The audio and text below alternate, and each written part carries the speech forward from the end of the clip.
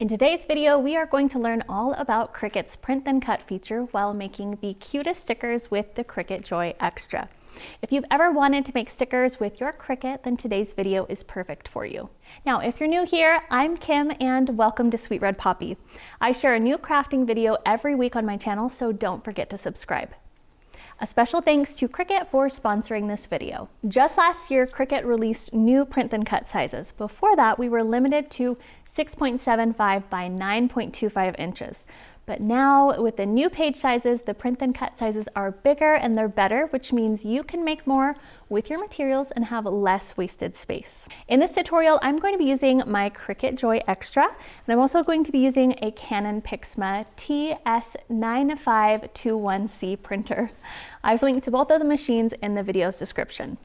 Now, it's really important to note that print and cut with sticker paper is going to require an inkjet printer for the very best results, as the heat of a laser printer could damage your sticker paper.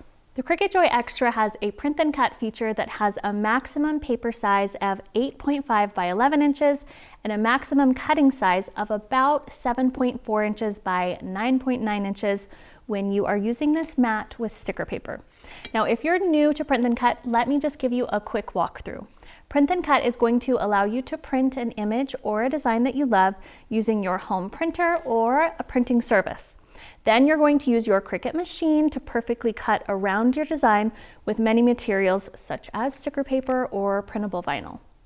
You can use print and cut on printable vinyl, printable sticker paper, printable clear sticker paper, printable iron-on, cardstock paper, really anything that you can put through your printer, then you can cut with your machine. Now, I usually use print and cut to make stickers, gift tags, labels. I've even used it to make cupcake toppers. Print and cut works with Cricut Design Space images, uploaded SVGs or PNGs, pictures. Really any file can be used with your print and cut. If you haven't already calibrated your machine for print and cut in Design Space, you will want to be sure to do this by clicking on that drop-down menu in the top right corner and selecting Settings. In the Design Space settings, you're going to click on Machines, then click on the drop-down menu next to Machine Calibration, select your machine, I'm selecting Joy Xtra, and go ahead and click Start and follow the instructions. For this project, you are going to need the following supplies: a sticker sheet, printable sticker paper, an inkjet printer, a Cricut machine such as Cricut Joy Xtra, and a light grip mat that's compatible with the machine that you're using. I've linked to all of the supplies that I'm using in this tutorial in the description below this video. If you happen to have any issues with print and cut, maybe with this tutorial or previously, make sure that you stay around until the very end of the video. I'm going to share some of my favorite troubleshooting tips for getting you through any of those problems. Let's go ahead and start by opening up Cricut Design Space. I want you to go to Canvas, then select Images and browse all images. From here, you can click the drop-down menu for operation type. This is going to allow you to search by print then cut images. This is only going to show you images that are meant to be used with print then cut. Let's go ahead and search for the specific type of image that you would like to use. I am going to type in bow. Now you'll want to select an image by clicking on it and then selecting Add to Canvas in the lower right-hand corner. The benefit of selecting an image that's already designed for print and cut is that it's already going to be flattened and it's ready to print without any extra work. But if you don't see any images that you love, you could also go back to that search and you could go through those cut images as well. Now that we've covered how to select an image, I'm going to switch over to a project I made previously where I've already uploaded my designs to my canvas, and those are just from browsing through projects and images within Cricut's Design Space app. I've included a link to my canvas in case you want to use any of the images that I'm using in this tutorial. Now that we have our images on canvas, we want to double check the measurements for compatibility. While I'm planning on making an entire sticker sheet, I like to use a 7.4 inch by 9.9 inch rectangle for my stickers. That's going to let me get the most out of my space. You are going to be printing on an 8.5 inch by 11 inch piece of sticker paper, but the entire surface area of the page is just not usable. So let's jump to the next screen to take a peek at this. You can see that there are these slight indentations around the corners of the printable area. So I want you to keep this in mind as you're resizing those images. You'll want to avoid putting a square image in the corner of your design, as that's going to prompt Design Space to resize your image to be smaller. Typically, I like to arrange my stickers with enough room between them so that I can have a bleed line. Now, once I'm happy with the arrangement of all of my stickers, I'm just going to hide the rectangles, and then I will click and drag over the sticker designs and click Attach at the bottom of my Layers panel. Now, sometimes Cricut Design Space is going to tell you that your images are too large before printing in the Layers panel. If this happens to you, don't fret. Just rearrange your designs until it no longer shows you the exclamation point in the layers, or you could go ahead and select the exclamation point and just click on Auto Resize Image. This is going to automatically resize the image to the max size for the shapes that you're using. You'll notice that over in the operating type over here, it says Print then Cut, and the fill type is the design. This lets Cricut know that we want to print out our images first, and then we're going to be cutting them out after. Now that your design is ready to go, hit Make and select how you will load all of your materials for this project.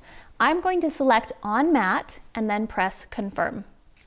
On this preview screen, you're going to notice a black mark on the corners around your entire design. This is what your Cricut machine uses to precisely cut out your design. Go ahead and click Continue.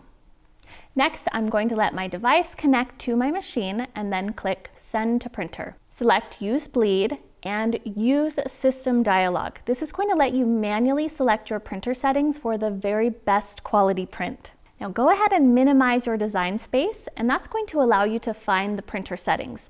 Personally, I really like to feed from my rear tray for the very best results with the printer.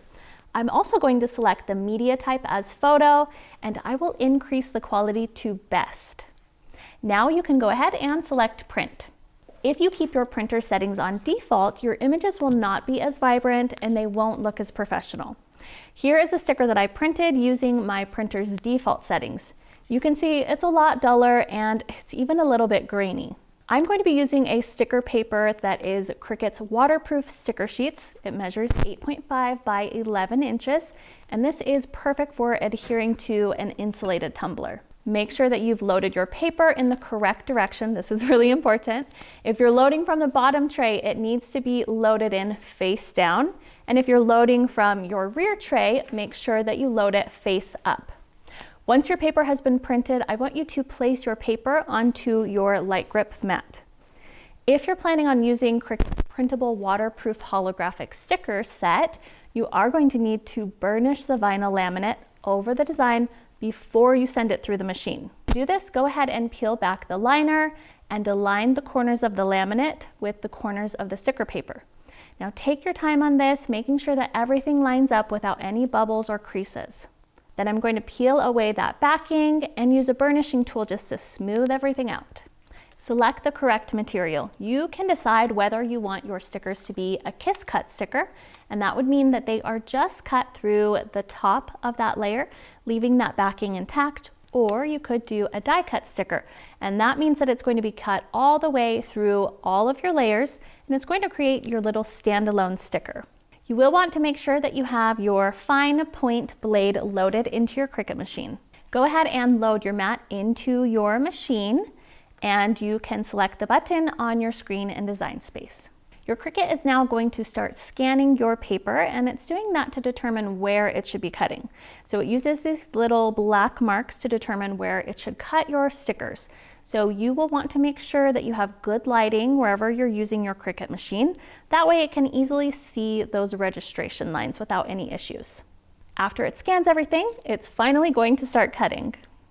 Once it finishes, before you completely unload your mat, this is really important, quickly check if your sticker has cut all the way through, especially if you're doing a die cut. If it hasn't, you'll want to go back and press that play button again to have it cut again. I like to flip my mat over and peel the mat away from the sticker paper. And I do this because it prevents my stickers from rolling up or tearing. Now we have these adorable little sticker sheets. Okay, let's talk a little bit about troubleshooting. When you are creating your print and cut projects, here are a few things that you should keep in mind. Number one, print and cut only works on images that fit within that 8.5 inch by 11 inch rectangle with your bleed marks in mind. So be sure that your images are going to fit within this printable surface area, or else it's not going to let you advance to the next step. Number 2, make sure the operation type is set to print then cut. Number 3, make sure to remove any wrinkles or bubbles, as this could interfere with your machine's sensors. If your machine is having some trouble reading those print and cut registration lines, here are a few things that you could try. First, any direct light on your Cricut could interfere with those machine sensors, so make sure to keep your machine away from any really harsh direct light. Number 2, if you're using a Cricut Explorer, then your print and cut works best with matte, light-colored materials, preferably white. Those darker materials might be a little bit hard for your machine to read the cut lines on. Cricut also does not recommend using glossy paper, since the shine can sometimes interfere with your machine's ability to read the sensor marks. Before you begin your print and cut, you'll want to ensure that your sensor light is nice and clean. To do this, you can just clean it gently with a dry watercolor brush. If your machine is cutting incorrectly, it means that you probably need to recalibrate your machine. You can easily do this just by clicking the settings in Design Space next to Machine Calibration. Then you'll want to select your machine and click Start. Go ahead and follow Cricut's instructions in Design Space, and that's going to correctly calibrate your machine. I can't wait to see all the adorable stickers you make with this tutorial. If you enjoyed this video, don't forget to subscribe and turn on those notifications. That way you never miss an episode. Happy crafting!